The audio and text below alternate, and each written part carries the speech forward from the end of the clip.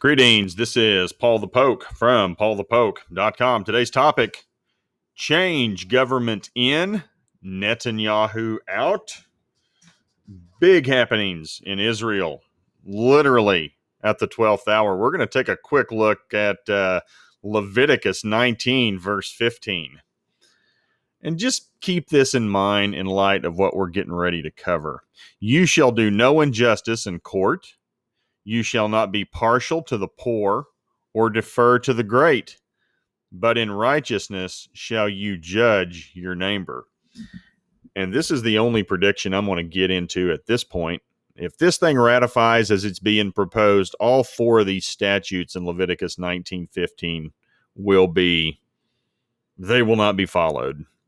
There will be injustice in court. Netanyahu's probably going to cry some of that out. Lord knows what else is going to happen. This thing will probably end up in court. You shall not be partial to the poor. We're already being partial to the poor as part of the agreement. Defer to the great. Anybody who's in leadership gets deferred to. So that's not going to happen. But in righteousness shall you judge your neighbor. Right. And the Arabs are righteously judging the Israelis and Jews, and the Israelis and Jews are righteously judging their Arab neighbors. Oh, this thing has got mess written all over it. But here we go. It's June 2nd, 2021 in our Gregorian calendar. And so I got a couple of things here. Here's the document over here on the left. And these are the signatures of the 8 leaders from the 8-party coalition that has agreed to establish a government. And literally the last hour, Yesh Atid leader Yair Lapid informed Israeli President Reuven Rivlin he has formed an 8-party coalition to establish a government. Now, this coalition of 8 parties has 61 seats in the 120-member Knesset for a majority. And this just gets confusing.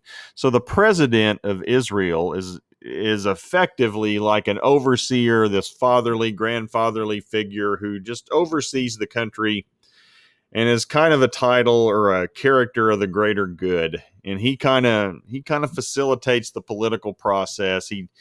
She's not the one that usually calls the political shots. That's left to the prime minister. And so, over the last 7 years, Reuven Rivlin, he was a previous prime minister, but now he has been the president, and he's overseen the country.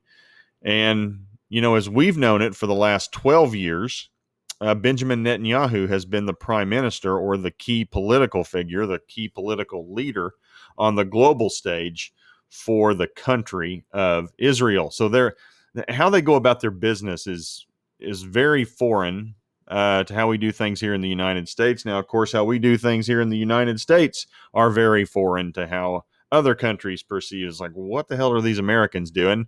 We look over there in Israel and it's like, what is this that we're watching? And effectively, you have to have a majority of the Knesset. Is like they're, for lack of a better term, like a House of Representatives, their body of legislation. You have to have a majority of people that supports the prime minister, and the prime minister at that point gets to lead. So, and then there's that explanation, and then you're going to see what's being proposed, and it's madness. But here we are. We're going to go through this and try to make sense of this. It's not going to make sense. I've read it I don't know how many times. We don't think this way in the United States or in the West or in other parts of government. This is a unique situation, but it is what it is. So the 8 parties include Yesh Atid, blue and white, Yisrael Beitenu, Yamina, New Hope, Labor, Meretz, and Ra'am. Ra'am is an Arab party. Remember that. We're going to talk about that here in just a little bit. Now, Yair Lapid, he's of the Yesh Atid, and Yamina chief Naftali Bennett will alternate as prime minister as part of the agreement. Bennett will be the first prime minister until September of 2023. So he would have roughly, 24, 27 months if this is ratified.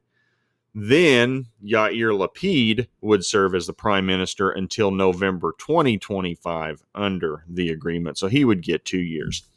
Now, all of this agreement was made possible by Ra'am Islamist leader Mansour Abbas. And this would be the first time a majority Arab party would be a part of a leading coalition in Israeli government.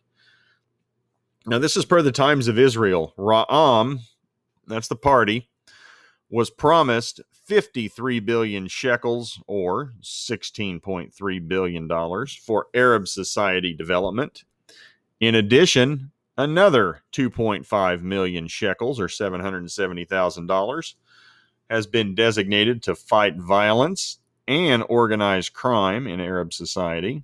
Plus, another 20 million shekels, or $6 million, will be invested over the next 10 years to fix crumbling infrastructure in Arab cities and towns, and also 3 Bedouin unrecognized villages, Abda, Kashm, Al-Zina, and Rakma, are set to be legalized in a government decision. So they're going to be recognized as a they were going to go from, quote, unrecognized to recognized villages. Okay. And all this, the Times of Israel was quoting Mansour Abbas with the following. So he's bringing home the pork for the Arab communities in Israel. So here is your leadership agreement. Yair Lapid, foreign minister for the first 2 years of government, and then that will flip with Naftali Bennett.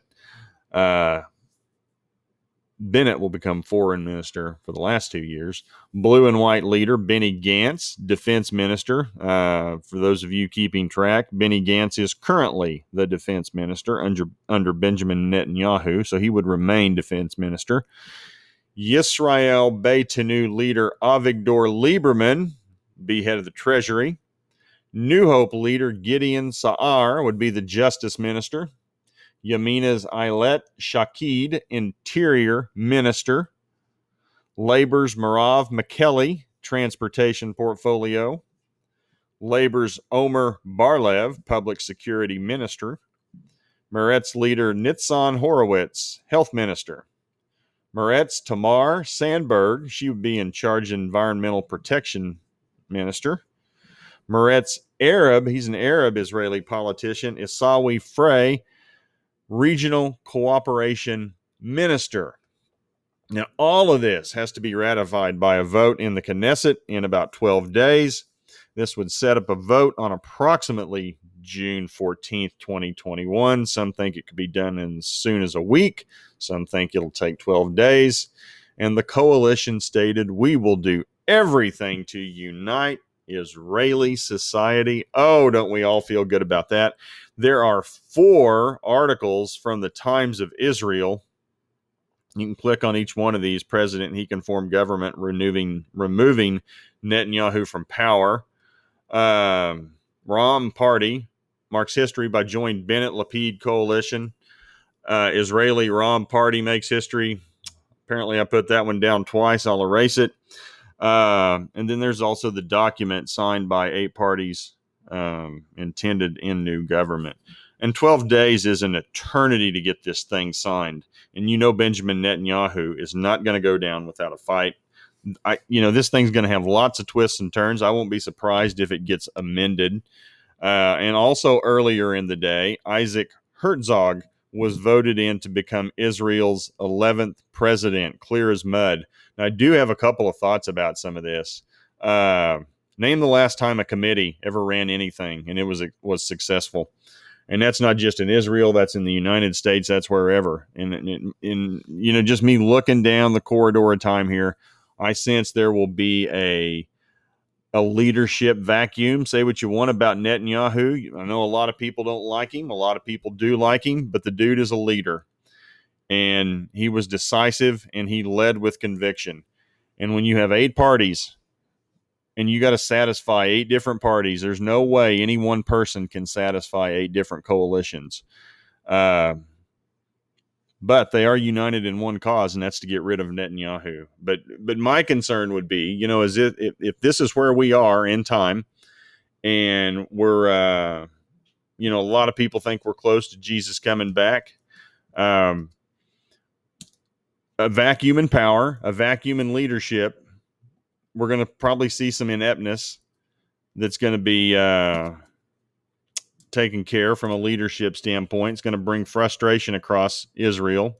There are bad actors out there. See Iran, see Hamas, Hezbollah, whoever, who are just licking their chops to see if they, to test the mettle of this coalition. And they think there's no way that this 8-party coalition can stay united. And so I would suspect at some point, when somebody takes charge, they're going to test it and test the leadership. Bennett would be first in line. Now he's right of Netanyahu politically, and he has a take no prisoners attitude when it comes to Palestinians and enemies of Israel. So he will not have a problem acting decisively when it comes to the military.